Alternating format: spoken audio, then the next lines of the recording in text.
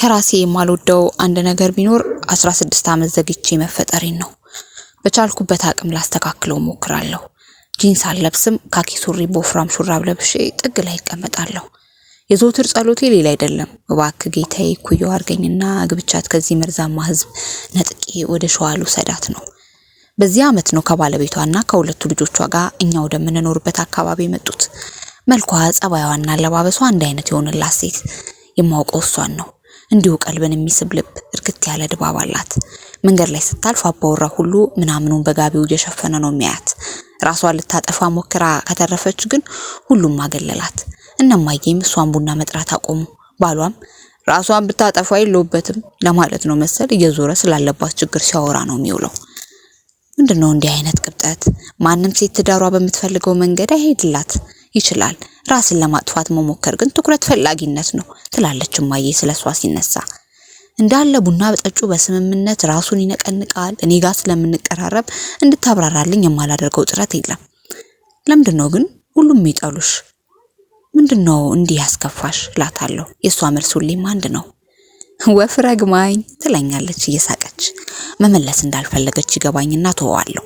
የመጣች ሰሞን ከሷ የያዘኝ የአይን ፍቅር በሽተኛ አድርጎኝ ነበር። አልበላም፣ አልጠጣም፣ አልተኛም። ትክክለኛ የዘፈን ግጥም ላይ ያለው ፍቅር ነበር የያዘኝ። ፍቅር አያስበላ ያስጠጣ የሚለው ያፈቀርከውን ሰው ማግኘት እንደማስችል እያወቅ ስታፈቅረው ሳይሆን አይቀርም። በመጨረሻ ግን ተሸነፍኩ። ቀጥ ብዬ ቤቷ ገባሁ። በረንዳ ላይ ቁጭ ብላ ለወፎች ጥሬ እየመገበች ነበር። ደንግጣ ዞር አየችኝ። ተጠግቼ ሰላም እንኳን ሳልላት ዘርዬ እወድሻለሁ አልኳት። ቀልዴ መስሏት ነበር። እንባዬን ስታይ ከሳቋ ላይ ግርምት ጨመረችበት። እና እስኪ ተቀመጥ የኔ ቆንጆ አለችኝ። እንባዬን እየጠረኩ ተቀመጥኩ። ስንት ዓመትህ ነው? 16። ታውቃለህ እኔ ራሱ በጣም ነው የምወድህ። እውነት? የምሬን ነው። ይሄ ልጄ በሆነ ብዬ እመኝ ነበር። ኧረ ቅስሜን።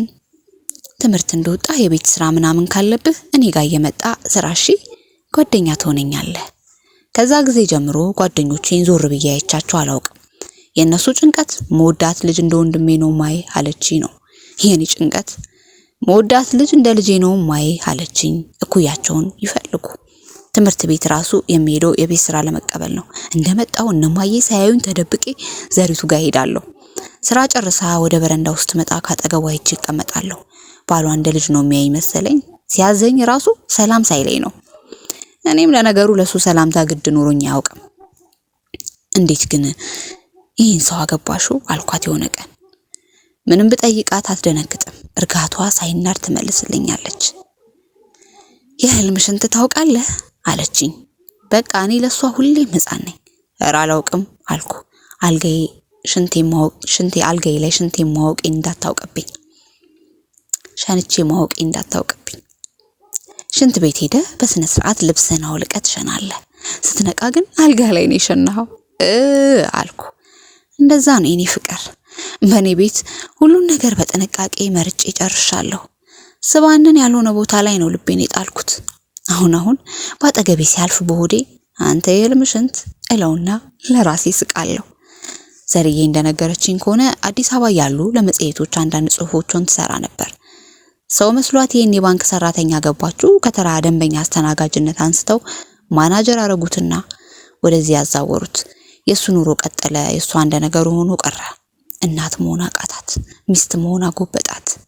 እነማዬ ሌላ ህልም ኑሯቸው አያውቅምና ፍላጎቷን እንደ ቅንጦት ቢያዩት አይገርመኝም። አንድ ቀን ማታ ዘርዬ ባልተዘጋጀውበት ስለዛች ወፍ ታወራኝ ጀመር። ከ16 ዓመት በፊት ማንተ እድሜ ያለው ይመስለኛል አለች። በድንገት ነቃ አልኩ። እንዲሁ በጨዋታ ድንጋይ ስወረውር ያንደኛዋን ወፍ ክንፍ ሰበርኩት። በኢላማዬ ደስ ብሎኝ የወደቀችውን ሄጄ ሳያት መብረር አትችልም። አሳዘነችኝ። ቤት ወሰድኳት። ዶሮቼ ጋር ቀላቅዬ ጥሬ ያበላው እስክትሞት ድረስ አኖርኳት። ታዲያ ምን አጠፋሽና ትረግምሻለች?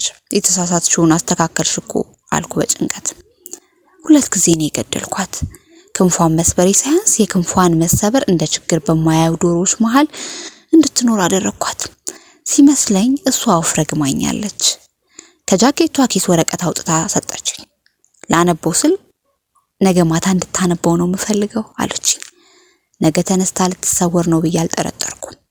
እኔ በተኛውበት የኔ ወፍ ዘርዬ ሰባራ ክንፏን እየጎተተች ርቃ ሄደች። ጧት ወደ ትምህርት ቤት ሲሄድ የግቢያቸው በር ተከፍቶ ፊት ለፊቱ ባዶ ቤታቸው ከመንገዱ ላይ ይታያል። ተንደርድሬ ስገባ ሁለት ሰዎች እየዞሩ ያዩ ነው። ለቀው መሄዳቸውን አረዱኝ። መከዳት ተሰማኝ። ትምህርት ቀርቼ ሳለቅስ ዋልኩ። በ3 ቀን ውስጥ አንድ ሰሞን ወደ ነበርኩበት በሽታ ተመለስኩ። አልበላም፣ አልጠጣም፣ አልተኛም።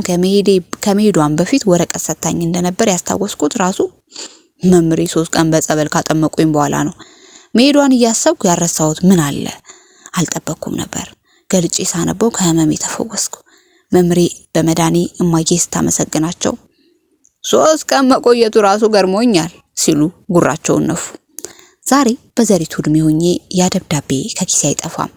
የስሜት መዋዠቅ ሲገጥመኝ አውጥቻ አነባዋለሁ። ቻው ያላልኩ አንተን ቻው ማለት ስለከበደኝ ነው። ደስ ትለኛለህ እኮ ባንተ ውስጥ ራሴና ያለው 15 ዓመት ፈጥኜ ባልወለድ የማገባው አንተን ነበር። አምላኬን የምጠይቀው አንድ ነገርን ያጣሁትን ሁሉ ላንተ እንዲሰጥህ ነው። ያልኖርኩትን ኑርልኝ። ስለሁሉም አመሰግንሃለሁ። ያላንተ አላልፈውም ነበር ይሄን ጊዜ ይላል። ዛሬ ላይ የመጽሔት አዘጋጅ ነኝ። ደስተኛ ሰው ነኝ። ጓደኞቼ ለምንድነው ሰው ሁሉ ያለ ምክንያት የሚወድ? ለምንድነው የነካው ሁሉ የሚሳካልህ ይሉኛል። የኔ መልስ ሁሌም አንድ ነው። ወፍ መርቃኝ እላቸዋለሁ እየሳኩ። ማብራራት እንዳልፈለኩ ይሰማቸውና ይተውኛል።